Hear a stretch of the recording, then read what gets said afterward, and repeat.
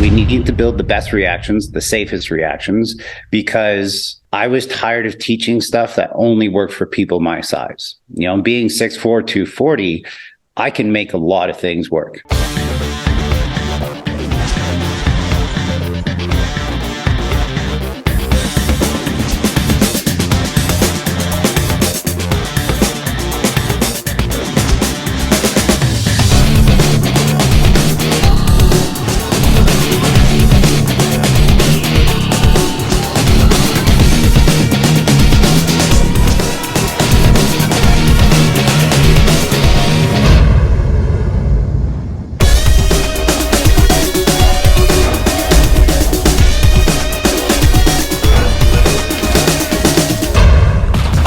Kung Fu Chronicles fam, what is good? What is good? Sifu Quasi back at it, and finally, yes, I said finally, with another episode of 5 Crucial Questions for Kung Fu Masters. Yes, I know it's been a bit, because this one's going to be so worth the wait, I promise, because we've got self-defense guru, the GOAT himself, Sifu Kevin Goat, in the building to talk about his martial arts history, mindset, and so much more. But before we do jump in, you know what to do. Hit me down below with a little like, share the content if you're into it, because that's how we grow. Let's grow, let's go. You know that's my motto. Let's grow, let's go. You know that's my motto. Yes!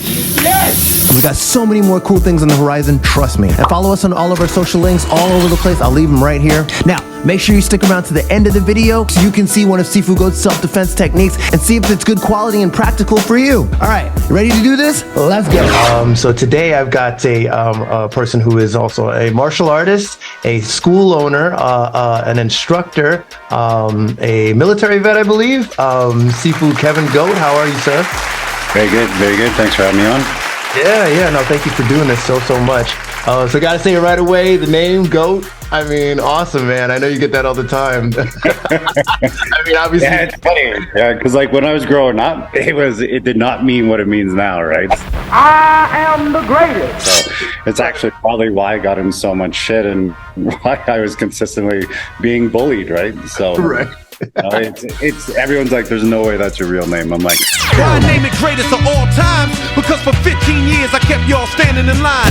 Well, you got to talk to my grandpa about that. So you're out there in Canada, right? You're at Calgary, and it's cool because I've talked to a few people in Canada now. As you know, I talked to you offline. Sifu Singh. I got a chance to talk to Peter Sugarfoot Cunningham. I don't know if you're familiar, old school kickboxer. He used to kickbox back in the day, but he's a Canada guy. So it's just kind of cool, kind of getting into your country and things, martial arts out there. I'll ask you right off the bat, though, you know, how you I'm a little familiar with some of your background, but how you actually got started in martial arts, that kind of progression. Well, like every kid, you know, I was lacking discipline. My parents didn't necessarily believe in labels like EDD or ADHD, but I needed something because I was starting to turn into a little shit. So I think I was 5 years old. My mom threw at me like karate in the local community center. I was like, okay, well, this is nice. And then we found a Taekwondo guy who was a family friend, Sensei Gary Lloyd. He's like 70 now, and he's still teaching on a full-time basis. He's still doing his thing. It's awesome. I actually got to run into him at the martial arts supply store the other day, and he's like, Kevin? I'm like, Gary? He's like, what are you doing? I'm like, what you taught me. So nice. Yeah, so that's pretty cool. And then my family moved from let's just say a low income part of the city. Our car got stolen, our truck got stolen, our car got stolen again. Our next door neighbor's house got broken into, our other next door neighbor's house got broken into, one across the street got broken into, and then my friend got jumped really bad. I was, I think, 11, right? And my friend got jumped bad, and my mom was like, that's it. She's like, we got to move to a nicer area. So when we moved away from my sensei. That was like a 40-minute drive. So it's just too much to go back and forth. I took like 2 years off, maybe a year and a half, 2 years off. Joined the local kickboxing club, Mike Miles. Might as well shout it out to him for sure, right? Got to meet Trevor Smanage, Nathan Smanage, became friends, and then they ran their own studio called Team Smanage in Calgary here. From kickboxing, I did that for maybe a year and a half. I was 16 and I was a fat little kid, and Because you are a disgusting fat body. I stopped being fat and I got into cars and girls, and I did that for like 2 years. And then at 19 is when I started teaching Kung Fu full time. I was training at a place called Temple Kung Fu in Calgary. that kind of got the ball rolling again, right? I was like, okay, I've been training for a long time. I know how to kick. I know how to punch. Let's see what maybe the softer side of the art offers, right? Because everything let's just label it as Western martial arts versus Eastern martial arts. Western martial arts being like kickboxing, right? Just simply put, right? And then everything on the East side was all the movies that I watched growing up, everything that I fell in love with, everything that I was like, yeah, this is awesome. Bruce Lee and Jackie Chan and Jet Li and, and Jean-Claude Van Damme, of course, right? And Yeah, of course. so then I started teaching full time. I gave up a very lucrative sales position at 19 years old. I was doing really well, top salesman in Western Canada. From there, I gave it all up to teach for $6 an hour. Wow. And my mom was like, what are you doing? She's like, you're 19. You just, I went to university for a year and then I was like, I want to travel. So I traveled the world for a bit. And she's like, what are you doing? She's like, you had a good job. You were set for life. I'm like, but I'm not happy, Mom. Teaching, it was great. Things were fantastic. Unfortunately, the dojo I was teaching at had some financial issues. Ended up having to shut down. They had like 7 studios or something. They had to shut down basically everything but one. I was working for free. There were some classes that we were teaching with like candlelight because we had no electricity. Students are like, where do I go piss? And we're like, you got to go in the alley, right? So Right. he was like, okay, right. I gotta find something else, right? That's when I joined the military. Okay. So I joined the military at 22. Was in the military till I was 25. Did all the training for Afghanistan. I was supposed to go over on Task Force 108. Got in some trouble, got injured, lost my tour, wasn't able to go overseas. So did all the training all the way up to that point. And then I got out, right? After my 3 years, came back and started working with police force. Got in with the commissionaires, which is like just security detail, just training their guys. I was working with a guy named Brian Willis with Winning Mind Training. He was he was the trainer, I think, at the time for the Calgary Police Service. Nice. And it was cool. It was a whole different avenue. It started changing my martial arts from, okay, we're doing, kind of wushu kung fu into, okay, does your shit work? Does your shit work? Yes. And let's pressure test this and let's see if this stuff actually works. And it was an eye-opening experience. So that's when I started to get into the Filipino martial arts world. I got back into Shaolin Kung Fu at the time.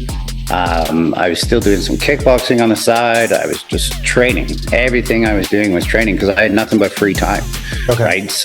I was training basically 40 hours a week training. So 8 hours a day, had a very regimented schedule. Train. I was definitely addicted to it for sure. So from Shaolin Kung Fu, I went into BJJ. From BJJ, I went into Wing Chun Kung Fu. I was deep into the Filipino martial art world at that time and just training. And then Veteran Affairs paid for me to go to school.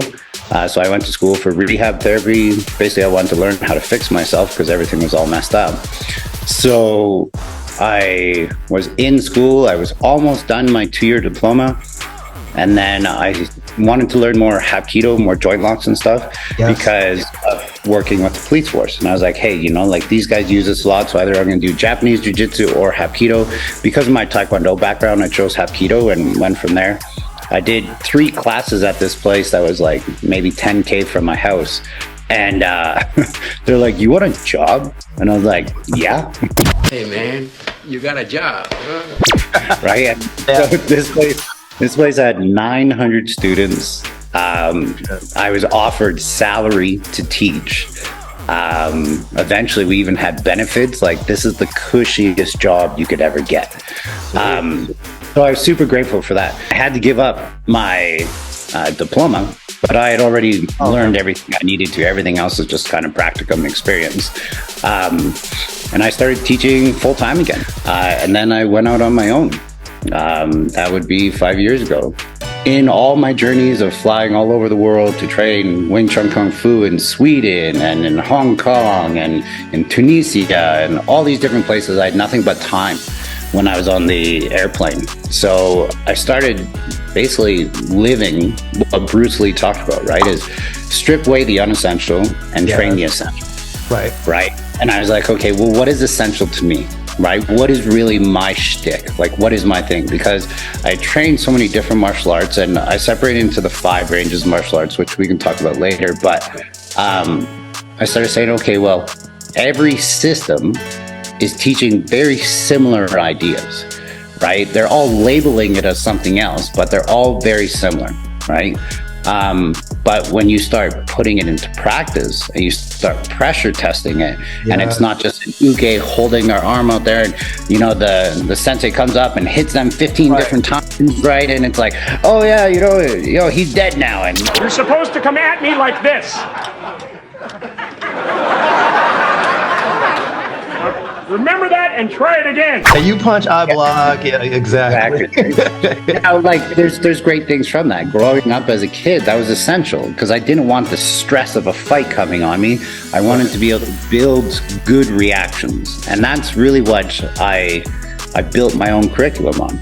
I was like, okay, we need to build the best reactions, the safest reactions, because I was tired of teaching stuff that only worked for people my size. Being 6'4", 240, I can make a lot of things work.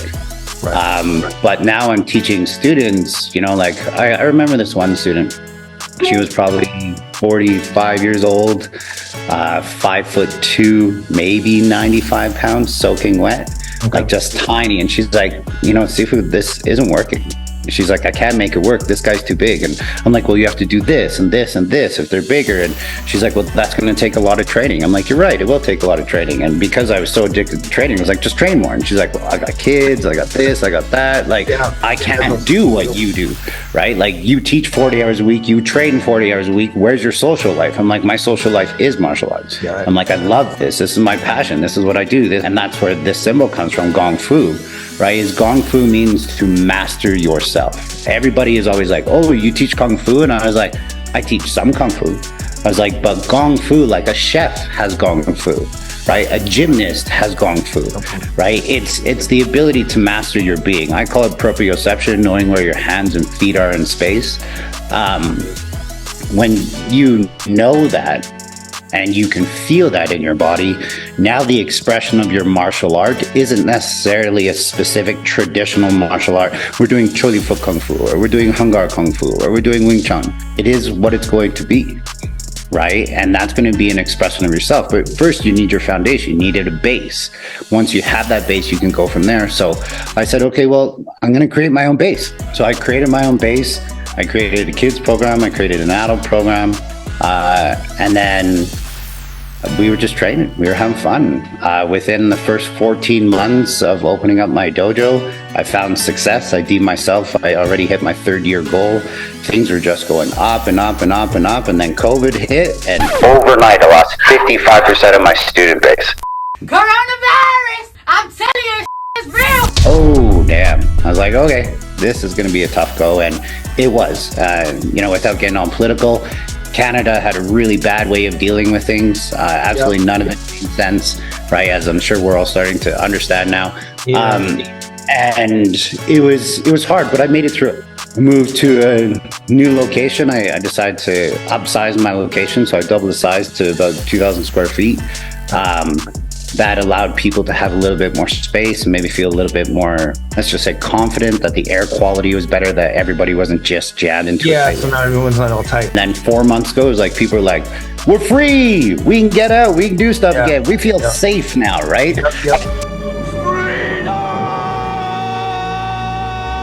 And everybody came back, right? So now my adult program is booming again. The kids program still super strong, still super long wait list for the kids program.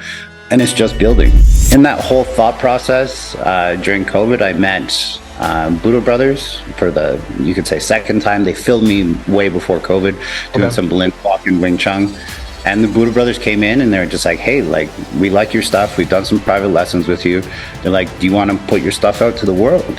And I was like, yeah, sure. I'd love to have all of my stuff documented and filmed, and I can hold on to that one day. And if we make some cash, fantastic.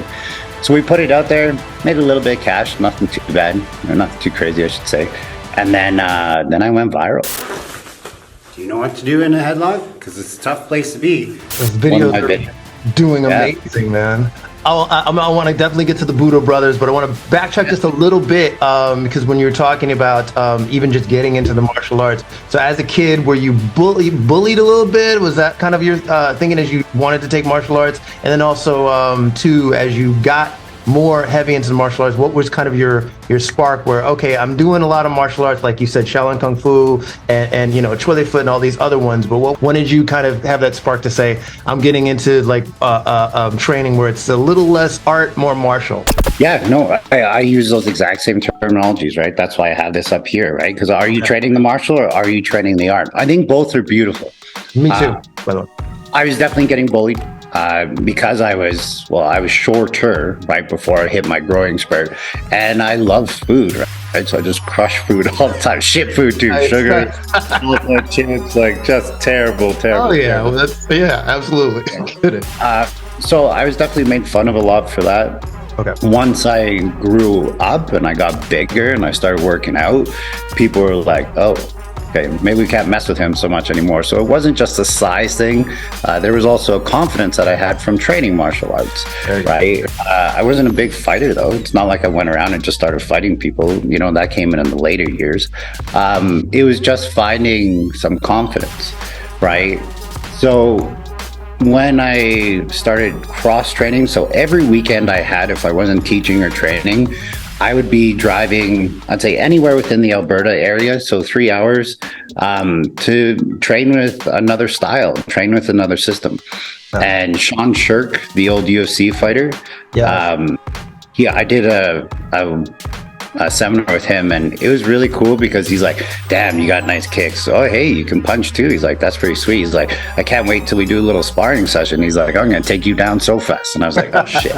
Right? Because here's the wrestler, right? And it's like, at the time, like UFC was kind of popular, but not really. It was starting to make a name for itself. It stopped being about just like, you know, groin stomping people and punching them in the face, you know, with your fingers and whatever. Right. Started becoming a little bit more competition. So people are like, okay, what's this? Grappling at the time, though, is definitely still, you know, it looked like two dudes hugging each other. You want to hug it out? No, not really. Let's hug it out, bitch. Yeah. A lot of people didn't like that, right? But, you know, I started throwing some kicks. I started, you know, doing some strikes. And because I got long arms and good legs, it was hard for people to take me down. But when they took me down, I didn't know what to do, right? And I was like, okay, so the military taught me a bit, you know, working with the police officers taught me a bit, but it wasn't good enough, to be honest. It was okay. Right? So the real defining moment for me was I was like, okay, I have a big hole in my game. And that game is that grappling range, right? So if we go into those 5 ranges, right? Weapons range has lots of subcategories: kicking range, punching range, trapping range, grappling range. These guys had never been trained, right? I'd done lots of weapons work, but not necessarily practical weapons work. Staff training, Joe training, nunchuck training, you know, sword training, like all the things you never see anymore, right? It's last time you see someone pull out a naginado, right? Right. You don't have a sword in your trunk, man? Come on. I won't say yes on camera.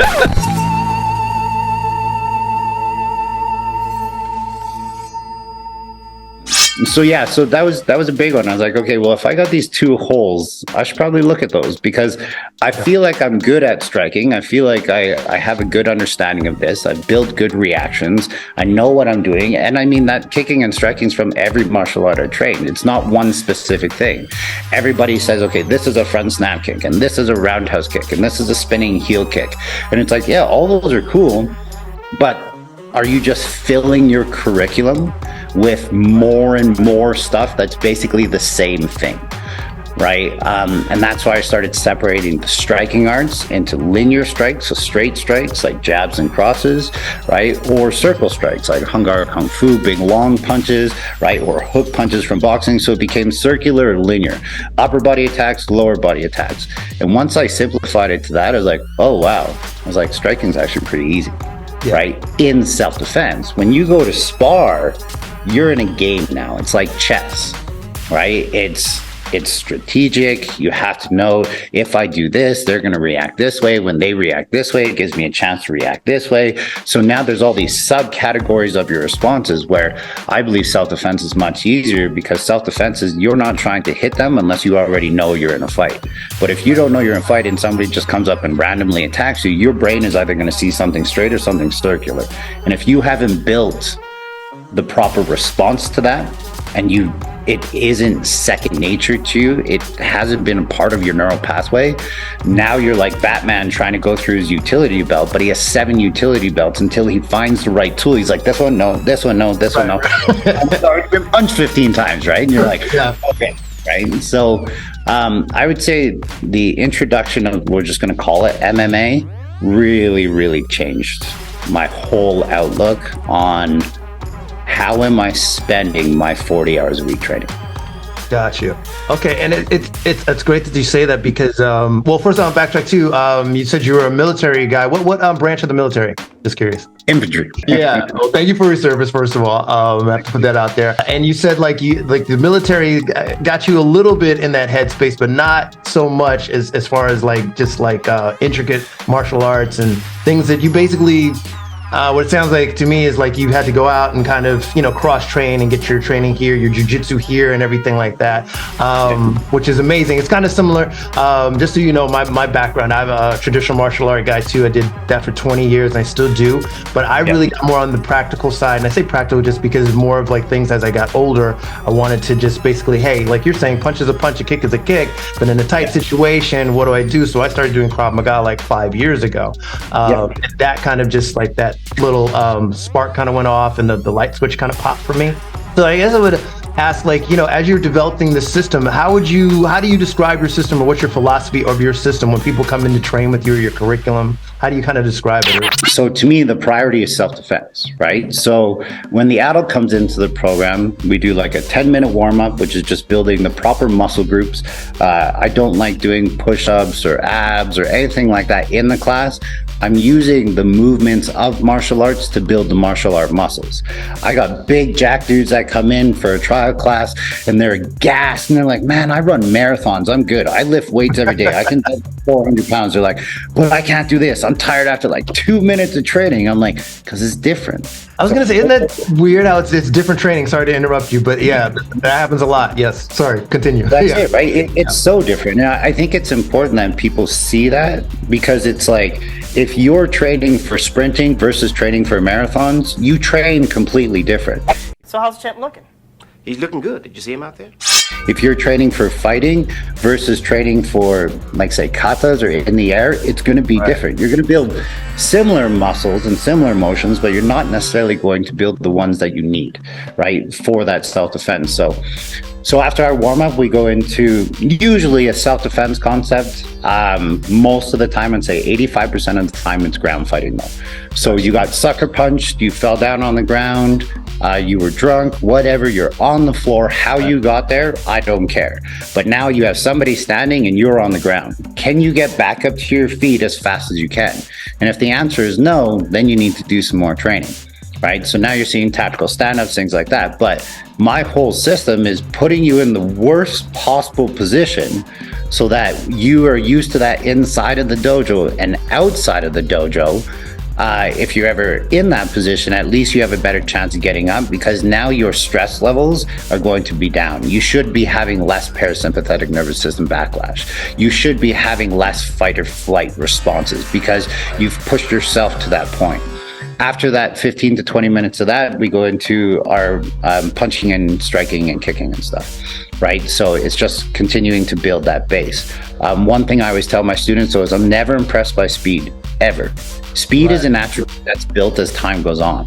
Yep. In a self-defense situation, I want you to be able to smash someone and hit them hard, because you're only going to get one punch. And that's the difference. Like, if you watch a boxing match, so like I love Triple G, like Triple G just hit like a 6-hit combo the other day in the ring. Right? I'm like, that's insane, right? But the first one dazed the guy enough, his hands dropped down, and then it was pop, pop, pop, pop, pop, boom! Yes. Right? Yeah. Right? And it's like, so that's great, but that's so rare. Even in the boxing world, seeing a 6-hit combo or seeing a Mortal Kombat combo, right? Yeah.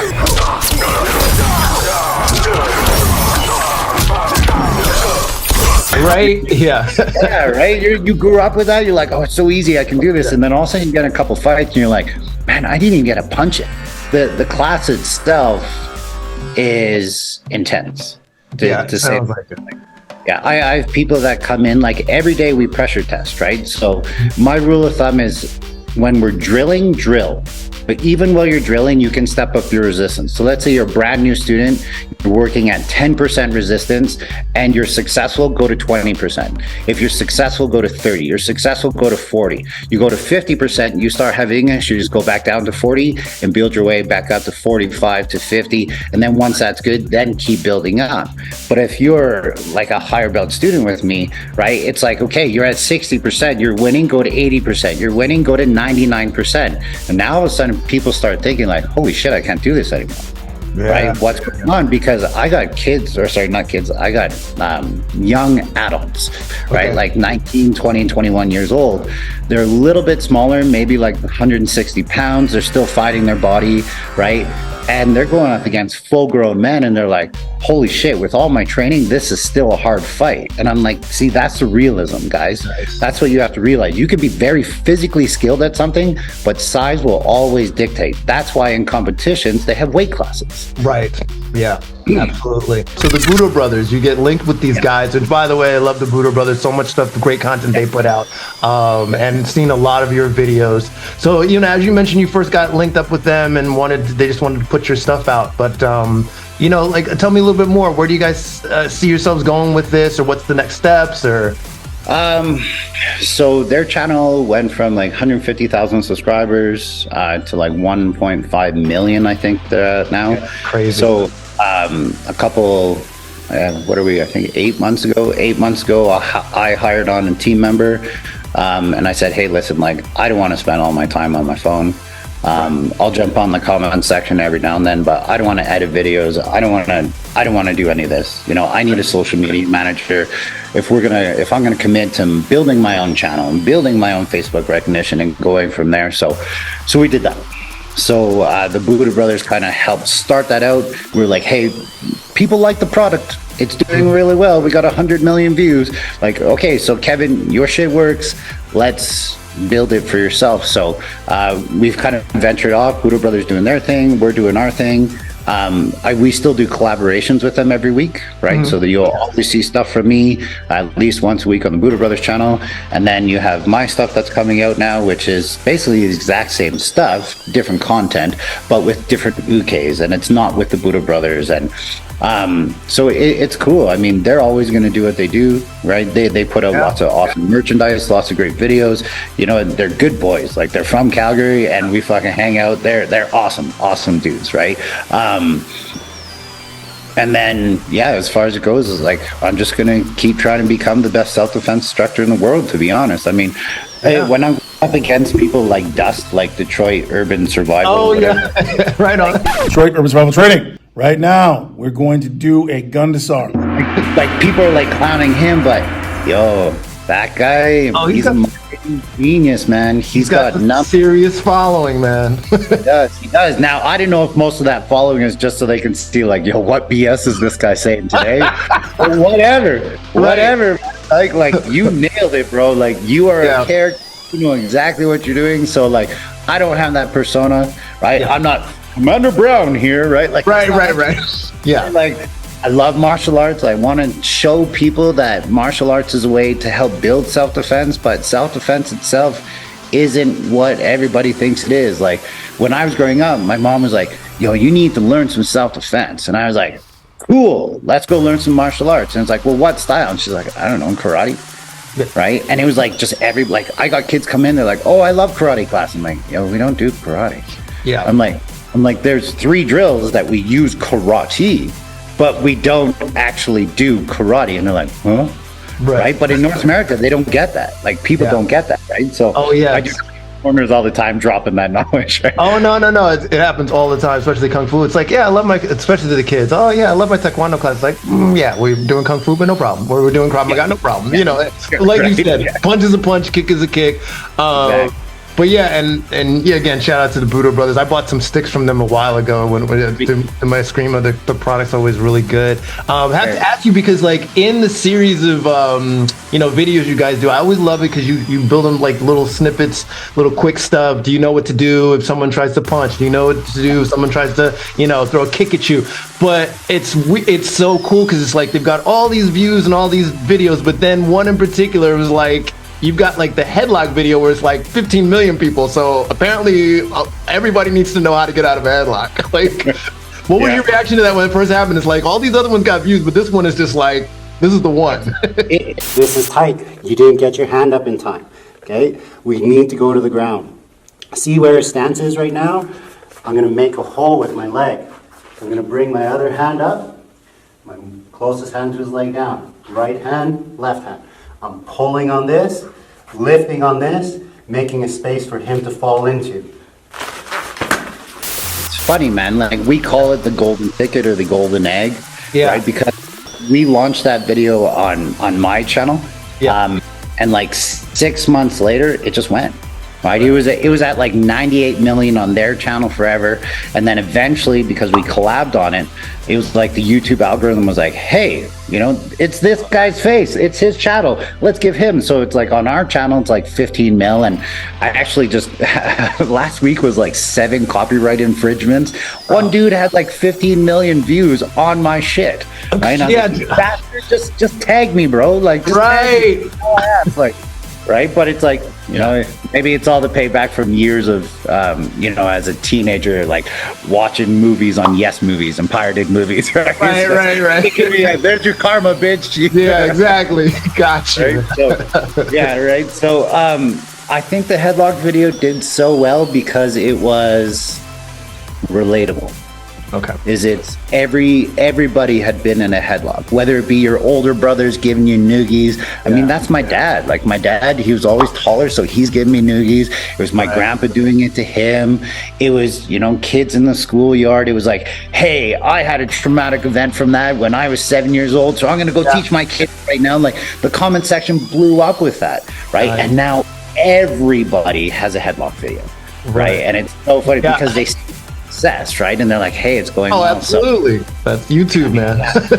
And that's it, right? So it's been interesting for sure. I'm in zeros and ones, guys. I'm definitely a number guy for sure. As Sifu Singh says, I'm a beaver and a lion, right? And because I see my numbers, I see life that way, and very, very much so cerebral, analytical processing. I'm not necessarily trying to mimic those videos, because every time I did try to mimic it, it came out insincere. And I think what it came out as is I'm just some dude teaching, and I love this stuff and I know what I'm doing. What also helped in the video was all the controversy, right? You're gonna get the algorithm when they're like, yo, why don't you find somebody your own size, bro? And I'm always responding like, anyone 6'4", 240? Right, dude. Please bring them in. Like, I won't pay for them, but at least they'll be on YouTube one day, right? And it's like, sorry, man. LeBron wasn't available to that during the shoot. A complete embellishment by James. Next time, though, right? And want to do it for free, right? And, right. But like everyone's like, how tall is he, right? Because on the angle, because Kyle and Eric are both shorter, so the angle filming at makes me look like I'm taller than. Right. And they're like, yo, you're taller than a door? Like, this is insane, man. Why didn't you play basketball? And I'm like, I did. And then I started punching when I got a lot more fun. You liked it more fun. You liked it more, exactly. So, well, I'm going to start wrapping it up. I just want to put it out there. If people do want to train with you, is the best way to find you on your website, or what's the best way if people are interested in up there and want to train? Or Yeah, definitely website. So just calgarygongfu.com. Join the mailing list. The mailing list will get you onto our email. So when I start doing my travel teaching, you'll be notified, hey, Sifu Kevin's going to be in this area. You can go train with him there. My private lessons, I'm booked months out. If you want to train in person, it's pretty tough to get in with me. Training online is always an option, but the best way to train online, if you're really interested in learning my system, is just go to budobrothers.com, or I think it's .tv, but .com works. That will send you to the digital seminar that we created. So that's like kind of the skeleton or the bones of what it is of my entire system. That system itself is available for purchase. If you guys shoot me an email, I'll hook you up with the discount code too. So Nice. Okay, cool. Well, I got one final segment before we go. My 5 crucial questions for Kung Fu Masters. Is it cool, sir? Yeah.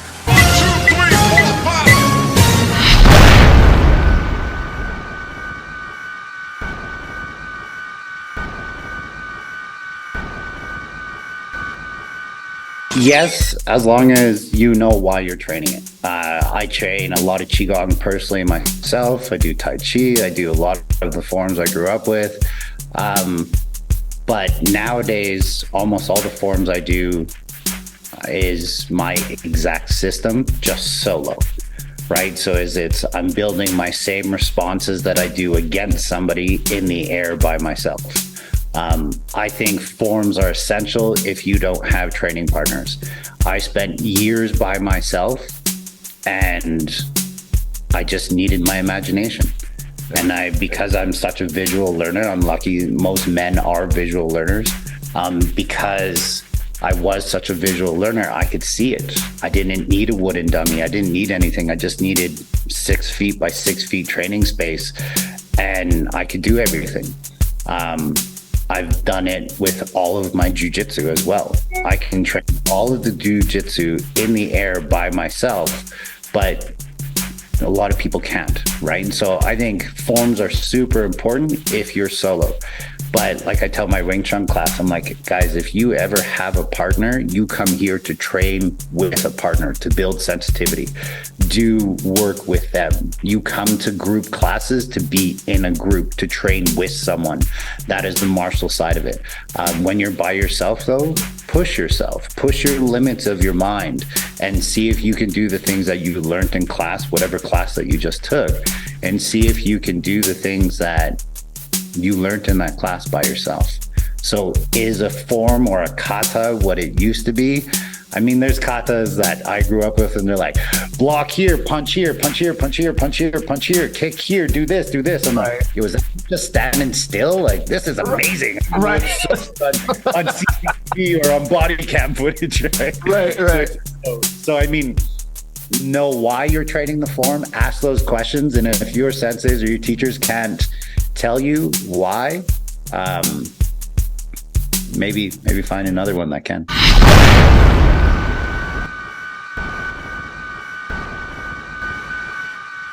I literally just had this conversation this morning with a friend. Cool. Anybody that has no ego. But if you say that you have no ego, you probably have the worst ego. Right? So what do I mean by that? I very simply stated, always be a white belt. Right. I had one dude that came in, he was doing private lessons with me. Right. And he's like, oh, that's so sweet. I'm so glad that we got to train this. This is so awesome. Right. And I was like, yeah, thanks. He's like, this is how I train it, and this is how I teach it, and this is how I do it. I'm like, cool. And he talked for 45 minutes of the entire hour. Wow. And I was like, you just paid to talk. My God, are you still talking? Wow, it's crazy. It's crazy. Maybe you should get a therapist instead of a martial artist. Yeah, well, trust me, that happens a lot.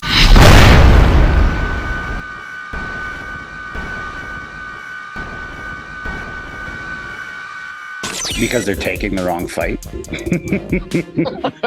Okay. To be honest, like especially that Tai Chi master. Yes. Phenomenal at Tai Chi, gets his ass handed to him by an MMA guy. Right. Number one, the MMA guy didn't do any striking. Why? Because he knew the Tai Chi guy didn't know any ground stuff. Right? So follow the simple rules. Don't grapple a grappler. Don't trap a trapper. Don't punch a boxer. Don't kick a Taekwondo guy. Right?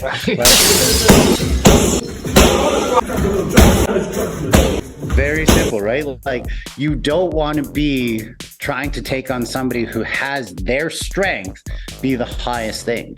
Good point. Like, oh, hey, look at this Wing Chun guy, right? There was just this video of Wing Chun versus karate or something, right? Mm-hmm. Most of the fight actually was on the ground. And the comment section was like, that Wing Chun guy showed Wing Chun for 1%, and he showed good ground fighting for the rest of it, right? So whether you call ground fighting Krav Maga, self-defense, well, I don't really care, right? It's like, okay, this is what you're doing. So it's like, why did the Wing Chun guy win then? Well, he was probably a Wing Chun guy who cross-trained at another school, and the Wing Chun community was like, yo, we need to push him. He's doing so good. He's making Wing Chun look good. And it's like, but he barely used Wing Chun. Right. So it's like, so is it just a marketing ploy? Is it what? So maybe, some Kung Fu guys just need some better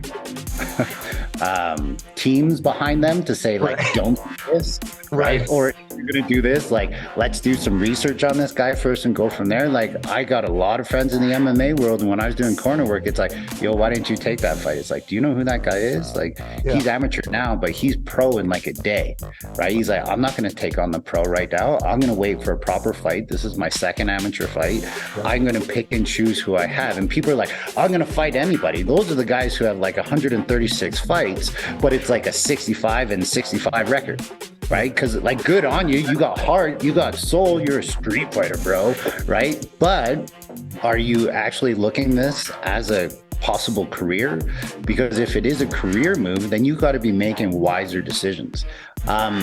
So I hate when people kind of like, they're like, oh, why does Kung Fu get a bad rap? And it's like, I don't think they do. I think that person didn't, and the rest of the world that has that ego is going to knock down and say, don't go train at this Kung Fu studio, because they're the last guy got their fucking ass kicked, right? And so it's I know MMA itself has Kung Fu in it.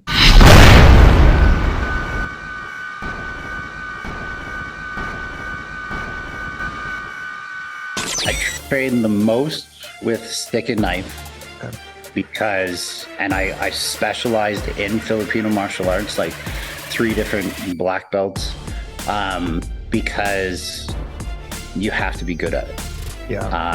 In Canada, a stick and a knife are gonna, well, not a stick, but a knife is probably gonna be your most common weapon, right? If I lived in the States, I would be doing a lot more gun shit. Right. But because I don't live in the States, right, the stick and knife is my jam. I love knife, like, love it. It's definitely always been a passion of mine for sure. But I think practically speaking, if you're not training for something with a short dagger or a knife, I don't think you're doing yourself a service. Plus, I mean, every day, this is my carry, right? So if I'm going to carry it, if I'm going to bring it out, I better be fucking good at it, right?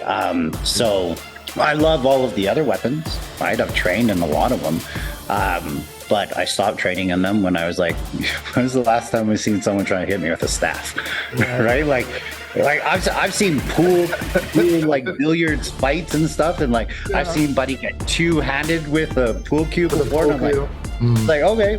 I was like, I see it now, but the guy held it like a baseball bat.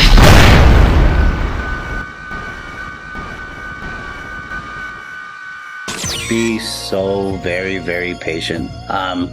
Learn what kind of student you're dealing with. If you're teaching, let's say you're a level 7 instructor, and you got a student who's level 1, you try and teach them level 7 stuff, you're just inflating your own ego, right? Teach them level 1, know where they're at, and then give them a little piece. Once they're getting better with level 1, give them a little piece of level 2. Every now and then drop some theory from 76543, but just get really good at teaching where they are. When you do that, you'll be patient, and you'll know exactly where they are. Without patience, you're never going to be a good instructor. Like, to be perfectly honest, it's just that simple. I've been teaching for 20 years now, and a lot of people think they're level 7, right? And it's like, you're not, right? If you can do it slow, you shouldn't do it fast, right? But everybody wants to do it fast in North America. They want to look cool. They want the Instagram reel. They want whatever, right? So, let all of that go. And I mean, the only way to do that is to be humbled yourself. If you're not training with people as an instructor that humble you, you're not training, in my opinion. You're practicing what you've always done, and you don't want to break your habit, right? I try to lose every day. right? And if I'm not losing, then I'm not choosing a right opponent. Yep. There he is. There he was. Sifu Kevin Goat. Listen, hope you guys got a lot out of that interview. I know I personally did. It's always great to see these guys that are in different countries doing martial arts and their philosophies. So I really enjoyed that. Now, of course, it's all on you guys, though. Let me know what you thought in the comments down below. Let me also know who you'd like to see me interview in future episodes. We've got a few on the way, as I mentioned before, but it's your opinions, your thoughts that matter. You guys are what make Kung Fu Chronicles so great. And now, as promised, some self-defense techniques from Sifu Goat. It's a knife fight. You're going to get stabbed, especially when it's an ambush attack. Immediately try to control the weapon itself and control the mechanism. Eventually use your training to get to a point that you can wrap it and prevent him from getting closer to you. His right leg's forward, my right leg's forward. I do my sweep, I get him down to the ground. Drive that knee into the face as much as you can. You can put your knee here and smash the face. There's lots of different choices that you can do. But when you're here, try and give verbal commands as you punch him in the face. Drop the knife, drop the knife, drop the knife, drop the knife. He dropped the knife. Now you have control of the situation. Get home safe. There you go. And thanks again to Sifu Goat for being a part of this video. Hey guys, this is Sifu Kevin Goat. Thanks for watching Kung Fu Chronicles. And while you're here, do yourself a favor. Check 1 or 2 videos right here that I know you're probably going to be into if you're into this one. Guys, stay safe. See you all in the next round. And always, keep punching.